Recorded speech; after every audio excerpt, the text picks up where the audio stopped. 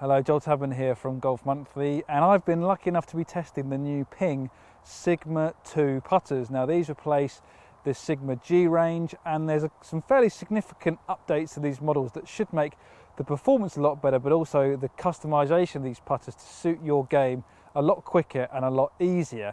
I think the headline technology to talk about is the adjustability system that is new on this range of putters. You might remember previously the Sigma G range, the adjustable ones, had a metal ring here which you slotted your wrench into, loosened off, and that allowed you to move the grip up and down the shaft to the desired length and then adjust it back. But the problem with that system was twofold, in that firstly it didn't look very nice because you had a metal ring there at the bottom of the grip which did catch your eye, and secondly, with the whole grip loosened, when you adjusted the length there was a tendency for it to twist slightly on the handle, which meant that the flat face on the grip didn't necessarily line up perfectly straight with the club face, which meant you could have problems with aim, getting the club face back to square if that grip wasn't exactly dead on neutral, and obviously that takes a bit more time to get right. The new system is much simpler and it's a lot cleverer.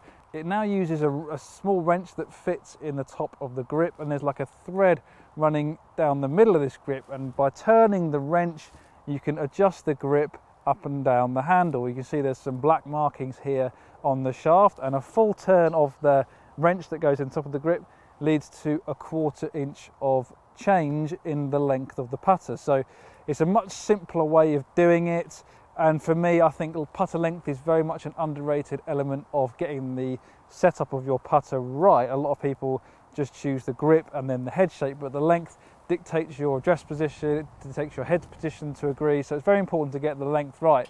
And I found in my recent Ping fitting that I was using, or I preferred a putter length that was actually a little bit longer than what I was using currently. So it's a very ingenious, innovative method Ping have incorporated into this putter range.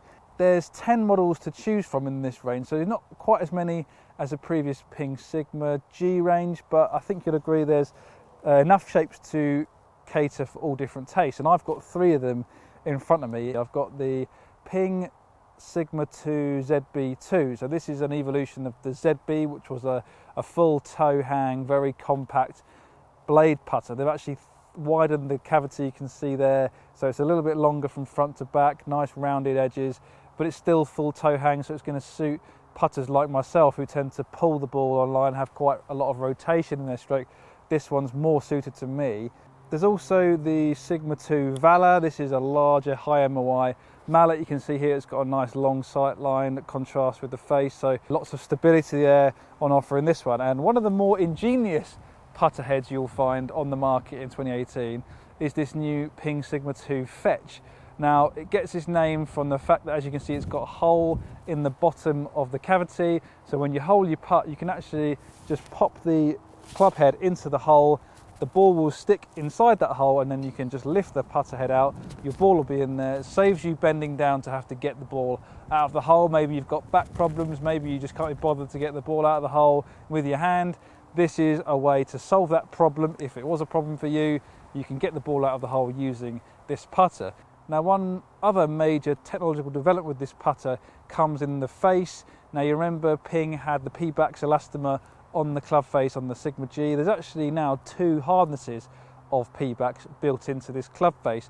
There's a softer P-backs on the front, more like rubber, kind of when you rub out a pencil, that kind of softness on the face. That's got the TR grooves, the variable depth grooves there as well. It's going to improve consistency of distance on slightly mishit shots. And then behind that is a slightly firmer P-backs, and that's represented by this, you can see this turquoise section here underneath actually extends all the way up behind the club face, and that's going to make these putters feel a little bit softer than previous generations, but without losing the ball speed properties that golfers like. There's no question that there's a fine line between having a soft feel putter but one that doesn't feel dead as well, where the ball doesn't come off the face as quickly as you would like. So I've been testing all 3 of these putters here today at Burley Park Golf Club, and I'm actually very impressed with these putters. I'll start with the Ping ZB2. There's no question it feels very soft, nice muted sound to it, and that's what contributes to the soft feel. You don't really get much coming through into your hands at all. It kind of just feels pure, especially when you strike out of the middle. You know, there's not really much vibration there at all. It's nice and soft, very controlled, very smooth, I would say. And this head shape, I think you'll agree, is really nice as a blade style putter.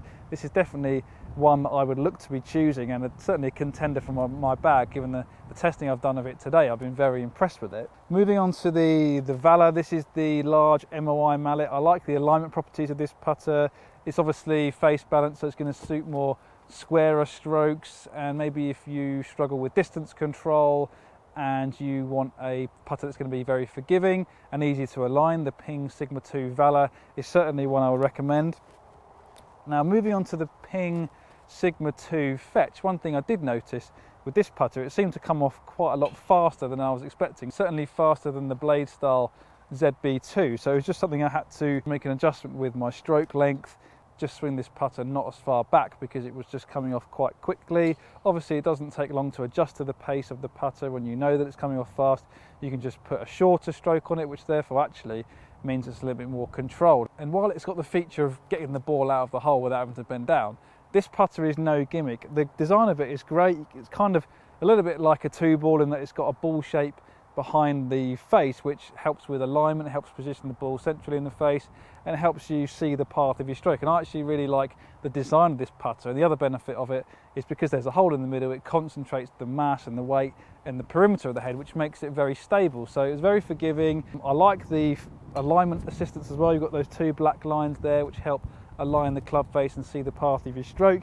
One thing I would say about the Fetch is that when you're putting it in the hole, in and out all the time, for me, I feel like it's going to get scratched quite a lot. I don't think this finish is especially durable. It does tend to bash on the side of the hole. Don't get me wrong, it does fit relatively easily, but if you're kind of rushing and not take your time, it's very easy to bash the toe or the heel of the putter at the side of the hole when getting the ball out, and obviously the bottom of the head as well. So for me, just felt like it could potentially scuff a little bit easier than other models. So if you want a putter looking pristine in your bag, and you want to utilise this ball getting out feature, maybe the Fetch isn't going to tick all the boxes for you, but that's just something you need to think about.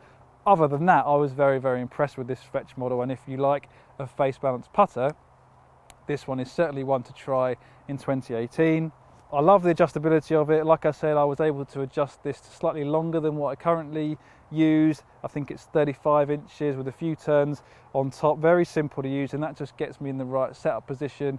And that's something you can do very easily in your pro shop. You can go along, play with the length of this putter without worrying about moving the grip in the different directions that you don't want it to move, and you can just work out which setup is right for you, of course, in a conversation with your local professional. The grip on it is also very nice. It's nice and tacky. It's got a nice shape to it, kind of mid-size, so it fits in your hands really well, and it's got a nice long flat front edge which helps you position your thumb nice and neutrally and consistently as well. So really does tick all the boxes, this Ping Sigma 2 range. Like I said, only 10 head shapes, but there's still plenty of variety to choose from to get the right model for you.